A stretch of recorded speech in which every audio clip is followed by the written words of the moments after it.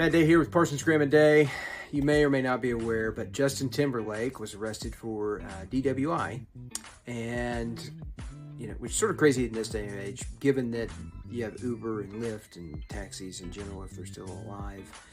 But yeah, you have so many options to avoid this. Anyway, he gets arrested and says, "Hey, I only had one drink," and there's this huge to do about it, right? And right now he's out on his world tour.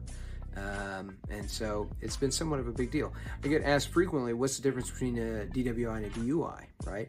Well, so in Oklahoma, DUI is blood alcohol content 0.8 and higher, right?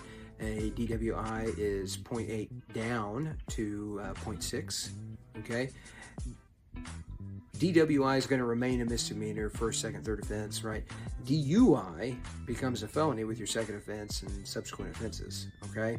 So there is a distinction there. The main thing that I think you should take from Justin Timberlake being arrested is it really doesn't matter who you are.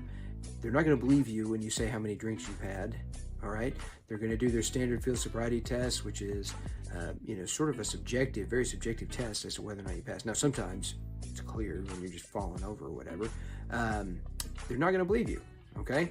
And if you refuse to take the test for your BAC, blood alcohol content, that can result in your license being suspended basically automatically, regardless of whether or not you've been drinking.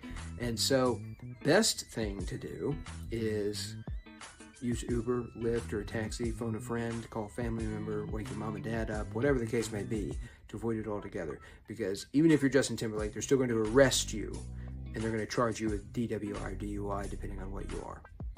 The purpose of this video is to be informative and not to provide legal advice. For legal advice, call a law firm and speak to an attorney about your particular case. None of the information provided in here is meant to establish the attorney-client relationship between Parsons, Graham and Day and anyone watching this video.